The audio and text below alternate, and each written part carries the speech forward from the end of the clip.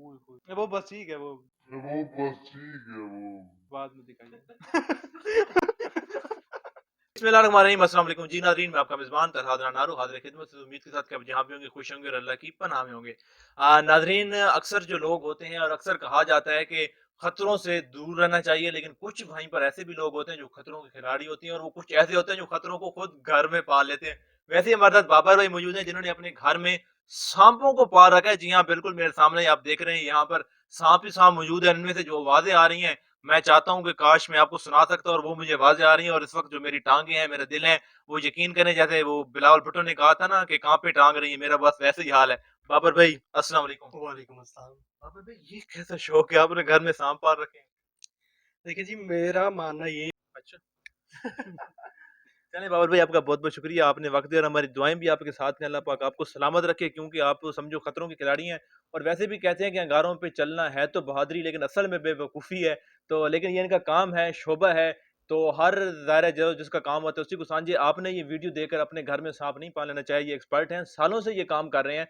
तो फिर भी इन्होंने जैसे बताया कि ये मरते-मरते बच्चे हैं, तो आप काइंडली अपने घर में साँप ना पालिएगा। इस वीडियो दिखाने का मकसद ये हरगिज़ नहीं था कि आप लोग भी घरों में साँप पालें और ऐसे जाके शोज़ करें। ये बाबर भाई जो हैं, ये मुकम्मल एक्सपर्ट हैं, इन्होंने इसके ऊपर स्टडीज़ भी की हुई हैं, इनको सांपों की पूरी नेचर का पता है। तो बराए करम ये ना हो कि आपके वालिदैन मुझे और बाबर भाई को पकड़ने आ रहे हों कि आप लोगों ने सबको बताया था। लेकिन ये बताने का लाज़मी ये मकसद था कि हमारी जो कौम है, पाकिस्तानी जो कौम है, वो दिलेर है और बड़े दिल वाले हैं। इसी के साथ ही अपने मेज़बान मोहम्मद अलादान को दीजिए इजाज़त। अल्लाह ने की बात। प्योर कहते हैं हाँ जी। और वो पाकिस्तान और इंडिया का सबसे जहरीला सांप है। वो निकलते, बाकी नॉन वेनमस स्नेक्स वगैरह निकलते हैं। तो अक्सर लोग कॉल कॉल कर देते हैं, तो मैं जाकर वो फिर पकड़ लाता हूँ, ला के फिर उनको जंगल में या ऐसी खुली जगह पे छोड़ देते हैं जहाँ पे उनको नुकसान ना हो। अच्छा बाबर भाई, आपके पास किस-किस नस्ल के और किस-किस मुल्क के सांप मौजूद हैं? पाकिस्तान की तो तमाम ब्रीड्स जो थी वो मैंने रखी हैं अच्छा। और फिर उनको मैं देखता हूँ कोई ऐसी जगह मिल जाए जहाँ पे उनको कोई जानी नुकसान ना हो या उनसे किसी इंसान को किसी और को नुकसान ना हो, तो फिर मैं उनको वहाँ पे जाके छोड़ देता हूँ। अच्छा, सबसे ज़्यादा खतरनाक साँप कौन-सा है? वैसे तो सारे ही खतरनाक हैं, साँप का नाम सुन के ही इंसान के दिल के रोंगटे काँप जाते हैं। वैसे कौन-सा ये खतरनाक? हकीकत जो है पाकिस्तान में 75% स्नेक जो है वो नॉन वेनमस है, जिनमें जहर होता ही नहीं है। अच्छा। ठीक है। और जो वेनमस है वो 3 से 4 सांप है पाकिस्तान में, जिनमें कोबरा आता है, रसल वाइपर आता है, कॉमन क्रेट स्नेक आता है। ये पाकिस्तान में जो है वेनमस स्नेक है, जिसमें कॉमन क्रेट स्नेक जो है वो सबसे ज्यादा जहरीला है, हाँ जी। जिसके काटने से शायद ही कोई बचा हो। अच्छा। ठीक है। हाँ जी। और उसके बाद आ जाता है रसल वाइपर है। हाँ जी। और रसल वाइपर के बाद आता है कोबरा। कोबरा में ये है कि कोबरा जो है वो, जैसा कि मैं एक परफॉर्म करता हूँ, स्टेज परफॉर्म करता हूँ, डांस परफॉर्म करता हूँ, सांपों के साथ स्टंट्स करता हूँ, उसमें कोबरा काम आता है, क्योंकि कोबरा जो है वो सामने खड़ा हो जाता है। हाँ जी। वो पूरा नज़ारा, दूसरे सांप इस तरह से सामना नहीं करते, वो या बाइट करते हैं या फिर भाग जाते हैं। जी। तो इसलिए मैं ज़्यादातर कोबरा रखता अच्छा। हूँ। बाकी जहरीले सांपों में कॉमन क्रेट है नंबर 1 पे। अच्छा। अच्छा बाबर भाई, आपको किस उम्र में ज़रूरत महसूस हुई कि मुझे साँप पालने चाहिए? किस उम्र में शौक हुआ आपको? मैं बचपन में मुझे शुरू से एक अपनी शौक था कि स्टंट्स किया करता था कोई भी। मैं ताइक्वांडो कराटे में ब्लैक बेल्ट मैंने किया और जिमनास्टिक किया करता था, बाइक स्टंट्स करता था, जो भी स्टंट्स देखने वो मैंने करने, बिल्डिंग जंपिंग, ये सारे स्टंट्स मैं बचपन से करता आ रहा था। फिर मुझे शौक था शोबिज़ का। तो शोबिज़ में मैं तकरीबन 12 से 13 साल की एज में मैं शोबिज़ में एंटर हो गया था, अच्छा। जिसमें स्ट्रगल कर रहा था और मुझे अच्छा लगता है। वहाँ पे मैंने काफ़ी ड्रामों में छोटे-मोटे कैरेक्टर किए। एनाक वाला जिन जो पार्ट 1 चल रहा था, जी। उसमें मैं चमकीली चड़ेल का कैरेक्टर करता होता था। अच्छा। तो लड़कियों जैसी मेरी आवाज़ थी, अभी भी कुछ वैसी ही है। तो हाँ जी। उसमें मैं लड़की बनता होता था।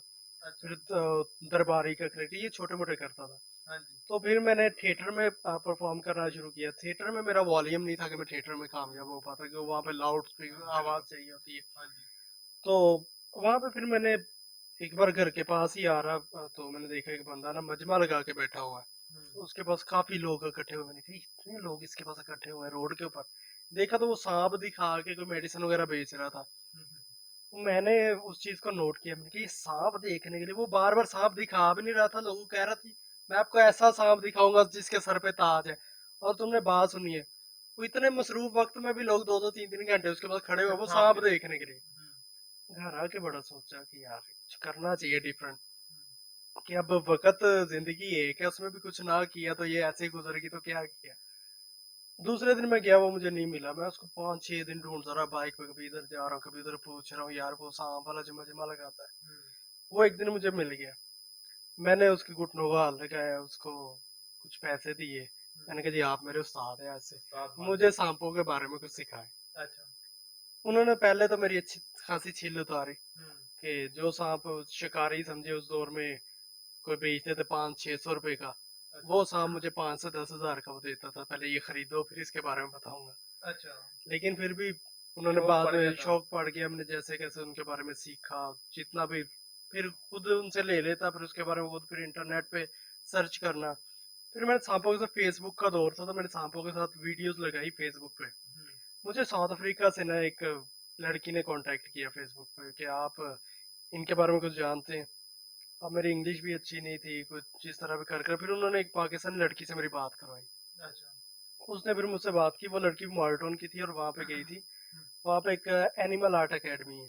अच्छा। उन्होंने मुझे कहा जी हम आपको वीज़ा भी देते हैं, टिकट भी देते हैं, आप आके हमारे पास आए तो हम आपको कोर्स भी करवाएंगे, आप हमारे पास जॉब भी करें। अच्छा। तो वो मेरा पहला टूर था बाहर का, हुँ, 2012 में। अच्छा। 2012 में साउथ अफ्रीका चला तो गया, सांपों की बदौलत आप दुनिया टिकट भी भी घूम इन्होंने दिया, वीज़ा भी इन्होंने दिया, पे भी किया। वहाँ पे जाकर उन्होंने मुझे बहुत सारे वहाँ पे मैं प्रैक्टिकल करवाए, मरे हुए सांप लाने, उन्होंने उनको खोलना, बताना ये दांत है, यहाँ पे जहर होता है, ये कौन सा जहर है, इसका क्या असर होता है, कौन सा सांप, सांप की नेचर क्या है, कि अच्छा। इस सांप की क्या नेचर है, आप हम इसको छोड़े तो ये यहाँ से किस जगह पे जाएगा, आप सांप की सेंस रखें अपने पास। हुँ, तो फिर वहां से करके काफी 6 मंथ का मैंने वहां पे किया, मुझे जॉब भी मिल रही थी, लेकिन मैं वापस पाकिस्तान आया।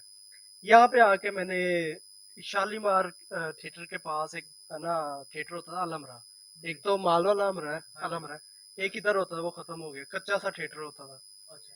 तो वहां पे मैंने ना कुछ दोस्तों से मिलके हमने ना 3 घंटे के लिए उसको बुक करवाया। हुँ, स्टेज ड्रामा रात को चलता था, हमने शाम के टाइम का बुक करवा लिया। मैंने एक पोस्टर बनवाया, उसमें सांपों के साथ अपनी तस्वीरें लगाई और एक ड्रामा लिखा जिसका नाम रखा नाचे नागन। हुँ। वो हमने पॉम्फलेट वहां पे सारे बांटे इर्द गिर्द के गाँव में, इधर उधर। वो हमारा शो जो था ना वो पैक हो गया। अच्छा, बड़े लोग आए वो शो देखने के लिए, और उसमें मैं 100 सांप मैंने खोले, कोबरा।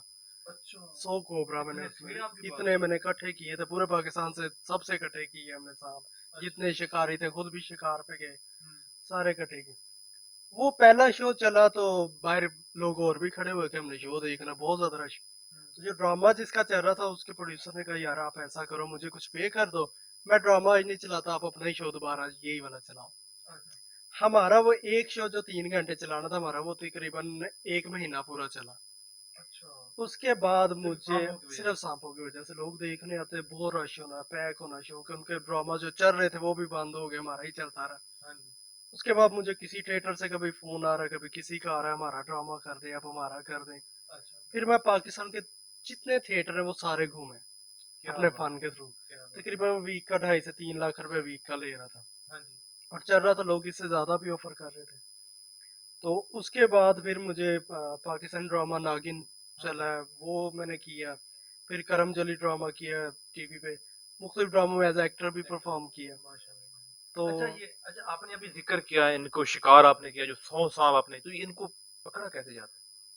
इनको पकड़ने के लिए यही कि इनकी नेचर को समझना पड़ता है कि सांप की नेचर क्या है। सांप जब हम उस सांप पे अटैक करते हैं, सांप डर के अपने सेल्फ डिफेंस में हम पे अटैक करता है। हुँ, वरना सांप के लिए उसका जहर उसके लिए बहुत कीमती होता है, जैसे हमारे लिए हमारी प्रॉपर्टी कीमती है, अच्छा, ऐसे सांप के लिए उसका जहर कीमती होता है। वो कभी भी अपना जहर जाया नहीं करना चाहता, वो अपने शिकार पे जहर जाया करता है, जिसका पता है कि इसने इस शिकार को खा जाना है, ये इसकी खुराक है। अच्छा, क्योंकि सांप का जहर बनता है बड़ी मुश्किल से, ये खुराक खाते हैं फिर आगे इनका जहर बनता है। अच्छा, तो सांप को जब हमने जो सीखा था उस लिहाज से, जब हम जाते हैं सांप को सामने देख लेते हैं, जब मिल जाता है तो सामने देख लेते हैं, फिर इसके पास थोड़ी देर बैठते हैं, इस पे अटैक नहीं करते, अफरा तफरी नहीं डालते कि सांप डरे ना, कंफर्टेबल फ़ील करवाते हैं। कंफर्टेबल उसको फील करवाते हैं, फिर आराम से उसको पकड़ते हैं हल्के हाथ से, अच्छा, पकड़ते हैं बिल्कुल। एक तो होता है कि लोग सर से पकड़ते हैं, हुँ, उसका सर दबाते हैं, उसको जबरदस्ती पकड़ते हैं, नहीं।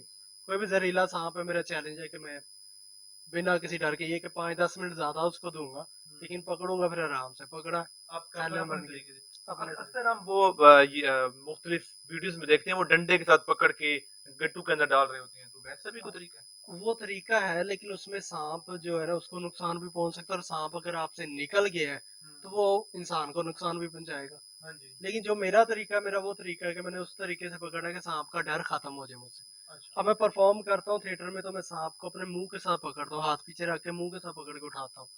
तो वो हुँ। क्यों उठा लेता हूँ क्योंकि सांप का डर खत्म हुआ है मुझसे।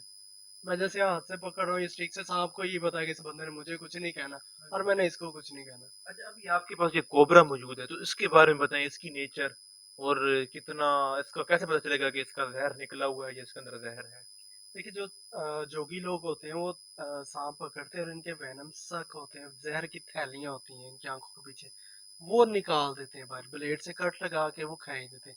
उसके बाद इनमें ज़हर पैदा ही नहीं हो सकता और ये सांप फिर महीना 2 महीने से ज़्यादा ज़िंदा भी नहीं रहता। अच्छा। नहीं तो इनके जो वेनम फैंग होते हैं सांप के, ज़हर वाले दाँत होते हैं, इनको काट देते हैं, निकाल देते हैं जड़ से। फिर भी वो ये बाइट नहीं कर पाते, हुँ। ज़हर वाले दाँतों से। तो वो भी सांप फिर जल्दी मर जाए क्योंकि वो अपना शिकार खुद नहीं करके खा सकते। मेरे पास जितने भी स्नेक हैं, ये तकरीबन मेरे पास 5-5, 6-6 साल से पड़े हुए हैं और अच्छा। अभी तक ज़िंदा है क्योंकि ये तो इनमें ये ज़हर में खाते हैं इनको कुछ खाना भी डालते हैं, क्या चीज़ खाते हैं? इनको हम चिड़िया जो होती हैं, वो तोते छोटे ऑस्ट्रेलियन तोते होते हैं। अच्छा, वो जो तो तनीज़-तनीज़ परिंदे होते हैं, हाँ, बिल्कुल छोटे-छोटे। छोटे-छोटे परिंदे, चूज़े हो गए मुर्गी के, अच्छा। वो मेंढक हो गए, चूहे हो गए, इस तरह की चीज़ें ये खाते हैं। तो ये दिन में मतलब ये कितने चूज़े दिन में जो नहीं, ये वीक में 1 बार। बस वीक में 1 बार क्योंकि इन्हें साबुत निकलना होता है, वो एडजस्ट होने में बड़े थोड़ा बड़े टाइम अच्छा, अच्छा, लगता अच्छा, है अच्छा। इनको। हाँ जी। अच्छा, आपको भी कभी डसा है? क्योंकि ज़ाहिर है शुरू में बंदा स्टार्टिंग में तो काफ़ी इंसान से गलतियाँ होती हैं, तो अब तो माशाल्लाह एक्सपर्ट है, तो कभी डसा? मैं शुरू में परफ़ॉर्म किया करता था सर्कस में, तो मैं क्या करता था कि मैं सांपों को बाइट करवा देता था अपने बाजू में, 5 सांप इधर लटक रहे, 5 इधर लटक रहे बाइट करके, ज़हर निकला हुआ होता था? ज़हर वाले। ज़हर तो वाला मेरा होता था? उसमें टेक्नीक ये होती थी कि जब वो सांप बाइट कर लेते थे, उसके बाद मैं उनको खींच के ही उतार देता था, उनके कट लग जाते थे बहुत बड़े। हुँ, और जब इंसान डांस परफ़ॉर्म कर रहा होता है, ब्लड प्रेशर हाई हुआ होता है, हुँ, तो उसकी फिर ब्लड बहुत स्पीड से निकलता था। हुँ। तो जैसे ब्लड निकलता था, उनका ज़हर भी बाहर निकल जाता था।